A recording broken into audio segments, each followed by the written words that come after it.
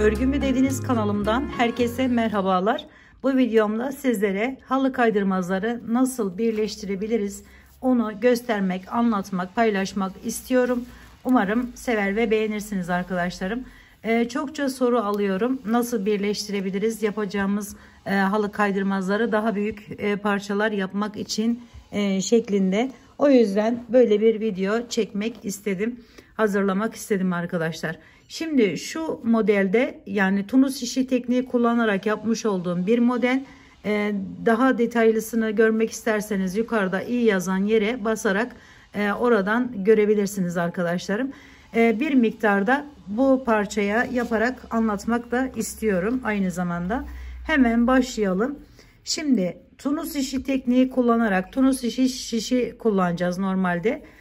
Ama şimdi küçük bir parça olduğu için, tığa da sığdığı için şöyle tığ ile bir iki sıra anlatmak istiyorum. Şimdi bunu yaptıktan sonra hemen yanından giriş yapıp bu şekilde tığımıza topluyoruz. Normalde büyük olan şişler var arkadaşlarım, tunus işi olarak. Normal bir 90 160-120 santim oluyor boyları. Boyu önemli değil ama enine birçok arkadaşım sığmayacağını düşünüyor ama sığıyor arkadaşlar. Onun da göstermiştim ben daha önce, halı kaydırmazları tanıtırken anlattığım videom da var arkadaşlar. Ona da bakarak oradan da bakabilirsiniz, yani nasıl olduğuna, sığdığına. Ama bu şekilde iki parça şeklinde yapıp daha büyük bir parça yapmak için de şimdi birazdan sizlerle paylaşacağım. Şimdi ilkini bu şekilde çektim. Daha sonra 1, 2, 3 tane zincir çekip birleştiriyorum. İpim ince olduğu için tamamen arkadaşlarım bu. İpiniz biraz kalınsa bunu iki defada da çekebilirsiniz. Şu şekilde yapıyoruz. Bu arada ip hiç fark etmiyor. Dilediğiniz her türlü ipi kullanarak yapabileceğiniz bir çalışma. Birçok örnekleri de yine kanalımda mevcut arkadaşlarım.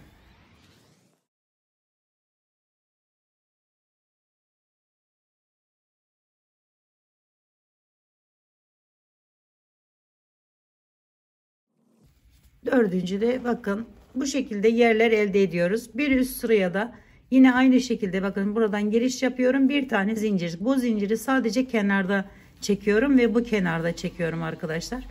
Yine devam ediyorum. Aynı şekilde ilmekler toplayarak halı kaydırmazdan devam ediyoruz.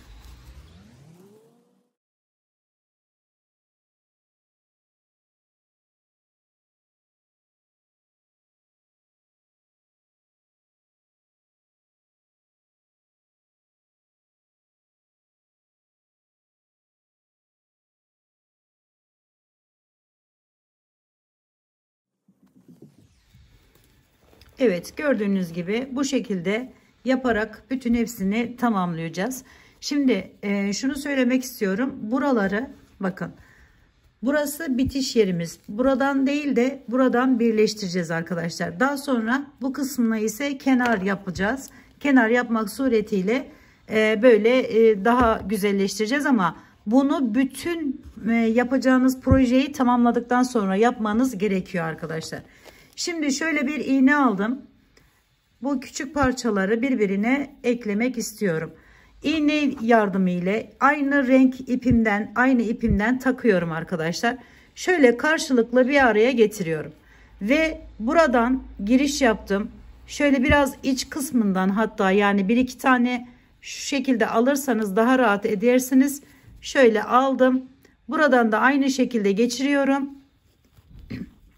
Çok fazla sıkmadan bu şekilde çekiyorum arkadaşlar. Bunu sadece bu tunus işi tekniği kullanarak yapacağınız şişe sığmaz şeyi için yapıyoruz. Diğerlerini de bu şekilde önce yapıp daha sonra birbirine ekleye ve yapabilirsiniz arkadaşlarım. Şöyle bakın, bir tane yaptık, birleştirdik, hemen bir tane daha bu şekilde alarak aynı yerlerden giriş çıkış yaparak çekiyorum arkadaşlar. Ve devam edeceğim şimdi. Yine aynı. Bakın. Bu burada kalsın. Daha sonra içine alırız onu. Şimdi şuradan ipimi geçiriyorum. Şöyle bakın. Şuralardan giriş yapıp şöyle buradan çıkartıyorum.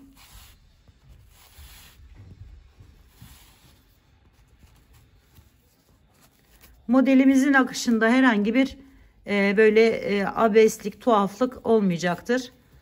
Şöyle hemen devam ediyoruz. Ve bir daha buradan giriş yapıyorum. Bir ileriden çıkartalım arkadaşlar şöyle.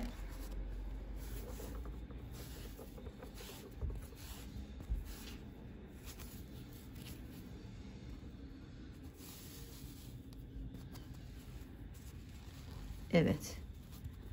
Ve şimdi diğer bir sıraya şunu keselim, kafamızı karıştırmasın.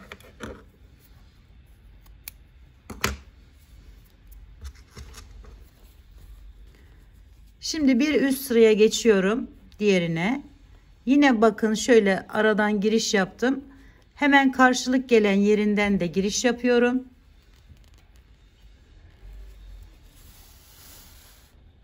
Çekiyorum. Sonra bir daha aynı yerlerden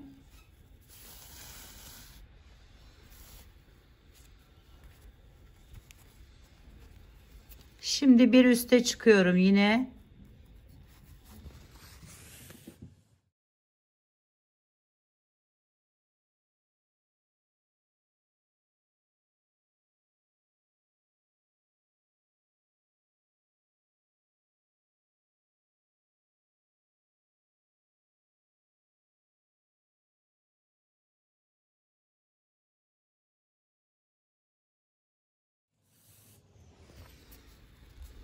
Evet. Bakın bu ikisini birbirine bağlamış olduk arkadaşlar. Eklemiş olduk. Şimdi bir üste geçelim. Şöyle yerimiz var. Burada da aynı şekilde yerimiz var. Öyle gözüken. İpimiz burada. Hemen bunu alıyorum. Burayı bir miktar küçültüyorum arkadaşlar. Arada çok şey olmasın diye. Şu şey olan yerin hemen şöyle kenarından bir miktar, çok fazla kesmenize gerek yok. Bir miktar keselim. Bunu her iki tarafa da yapalım ki arası böyle çok açık kalmasın. Aynı şekilde buradan da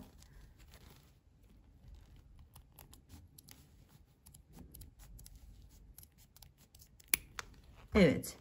Şimdi ise bunları da karşılıklı bir araya getiriyorum. Şu şekilde arkayı çeviriyorum yine.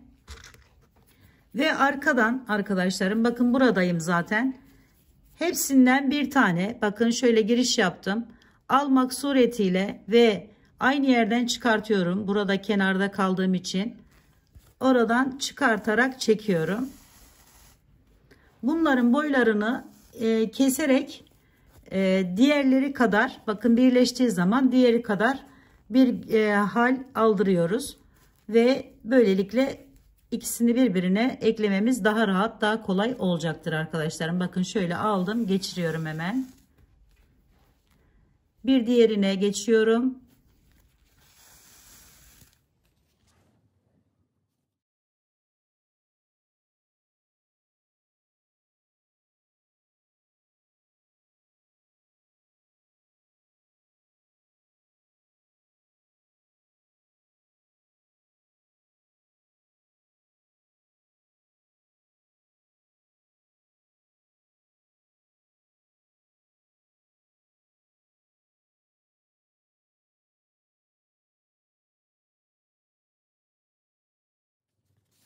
Evet arkadaşlar bakın böylelikle birleştirmiş olduk.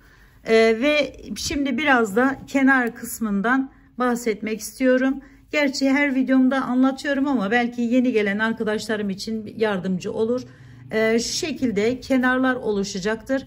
Bunu projenizi tamamladıktan sonra yapın arkadaşlarım. En son yani daha öncesinden yaparsanız kenar kısımları daha böyle güzel olmaz diye düşünüyorum. O yüzden bakın şu tekniği kullanarak hemen kolay olanı size göstereyim. Bir tane aldım. Birleşim yerinden bakın diğer tarafa geçiş yaptım. Bir zincir çekiyorum. Bir böyle sık iğne şeklinde önce yapıyorum. Bir zincir, bir sık iğne. Bu arada boşluk olduğu için.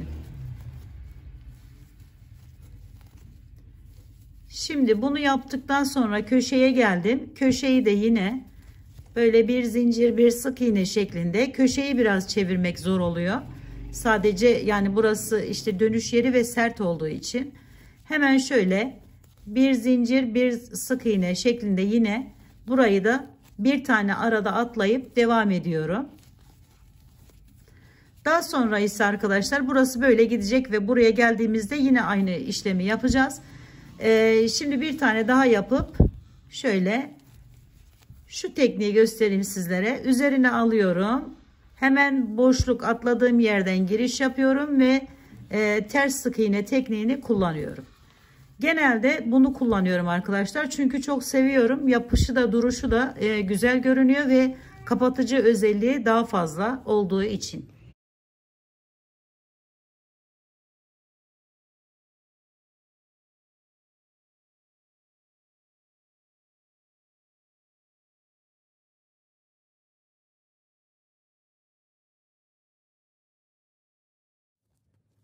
Kenar kısımlarında bu şekilde çevirip yapacağımız projeyi tamamlayabiliriz arkadaşlarım. Evet, gördüğünüz gibi gayet kolay. Önce buradan yaptık, sonra bu parçayı yaptık. Hiç fark etmiyor gerçi. Hangisini önce birleştirmek isterseniz onu yapabilirsiniz. Böyle burası daha uzun olacaktır. Çünkü genelde eni olarak küçük geliyor birçok arkadaşıma. O şekilde yorum alıyorum. Enleri bu şekilde birleştirip boyu da bu şekilde birleştirebilirsiniz yani. Evet, bu videomuzun da bu şekilde sonuna geldik arkadaşlar. Umarım sevmiş ve beğenmişsinizdir. Böyle güzel güzel projeler yaparsınız ve kullanırsınız. Yapacak olanlara şimdiden kolaylıklar diliyorum. Bir dahaki videomda görüşmek üzere. Hoşça kalın, sağlıkla kalın. Allah'a emanet olun arkadaşlar.